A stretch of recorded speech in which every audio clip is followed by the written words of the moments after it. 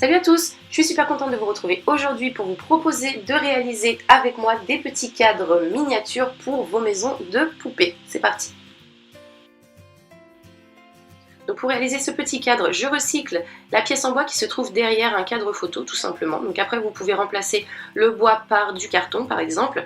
Ensuite j'utilise des petits stickers comme ceci, donc de forme carrée et rectangulaire. Bien entendu vous pouvez mettre les images que vous souhaitez à l'intérieur de vos cadres. Vous pouvez par exemple en télécharger et en imprimer sur internet. Donc ensuite, j'utilise des grands bâtons de bois comme ceci. Donc ce sont tout simplement des bâtons pour faire des barbes à papa que je trouve chez Casa. Donc ils sont de forme carrée, ils sont vraiment très bien puisqu'ils sont très longs. Je pense que vous pouvez en trouver dans les grands magasins comme Carrefour par exemple. Donc ce bâton pour dépanner, vous pouvez par exemple le remplacer par ce type de petits bâtons apéro, donc ils sont un petit peu plus courts, mais qui peuvent très bien dépanner. Moi, ils me dépannent quand je n'ai plus de grands bâtons, et donc je les trouve chez Action, au rayon assiettes et verres, plastique, etc. Pour terminer, on va avoir besoin de colle, d'un cutter, d'un crayon, d'une règle, d'un pinceau et de peinture. Donc on va commencer par découper notre image, celle que l'on souhaite mettre dans notre cadre, et ensuite on va la poser sur notre morceau de bois et avec un stylo faire le contour. On découpe le tout à l'aide d'une règle et d'un cutter.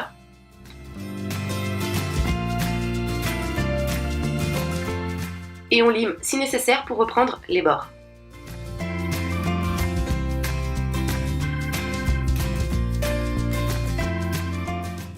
On colle notre image sur notre pièce en bois, donc la mienne est autocollante, mais si la vôtre ne l'est pas, un petit point de colle et ça fera tout à fait l'affaire.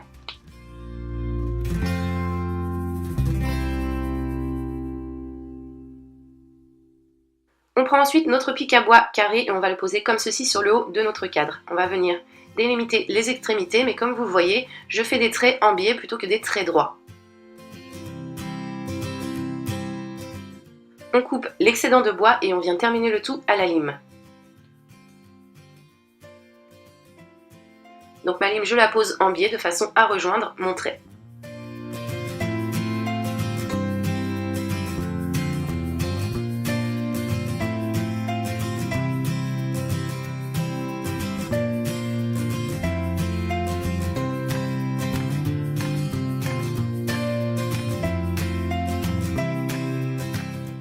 Donc comme ceci, voici ce que j'obtiens.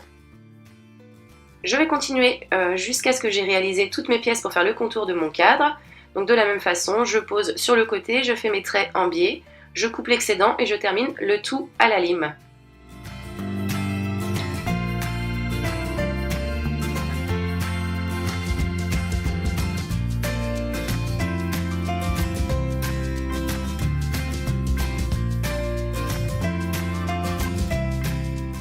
Donc voilà, j'ai réalisé toutes mes pièces, je vais maintenant pouvoir les coller, donc j'utilise de la colle à bois.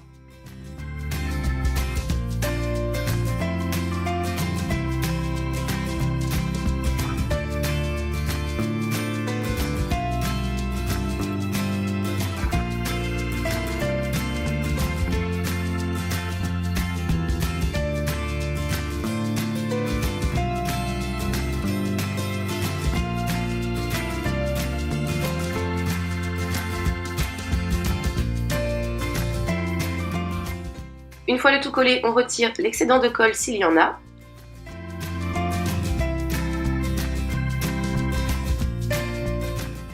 Et une fois le tout bien sec, je passe à la peinture. Donc là c'est facultatif, vous pouvez peindre ou non en fonction de vos envies.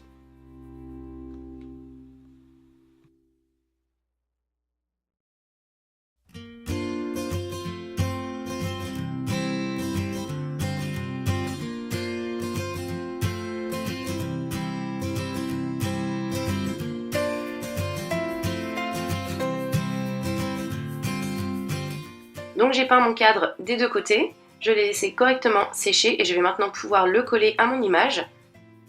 Donc je mets tout simplement de la colle liquide sur tous les bords de mon cadre et je vais poser sur mon support.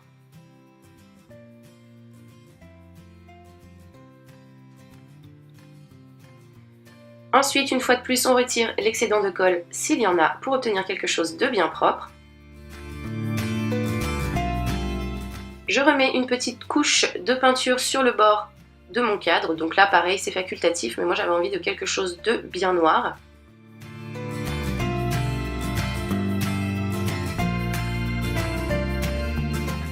Ensuite, si on souhaite une attache pour crocher notre cadre dans une maison de poupée par exemple, on va prendre tout simplement un petit morceau de corde ou de ficelle et le fixer avec 2 points de colle chaude.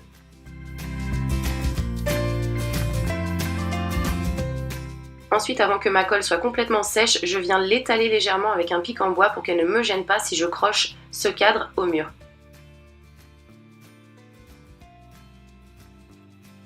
Donc voilà, on a fait une attache très rapidement. Et donc voici ce que ça nous donne une fois terminé. On peut bien entendu en faire d'autres avec dimensions, images et formes différentes. J'espère en tout cas que cette idée vous a plu, qu'elle vous a été utile. N'hésitez pas à me donner votre avis en commentaire. Et moi en attendant de vous retrouver pour de prochains tutos, je vous fais tout plein de bisous. Bye.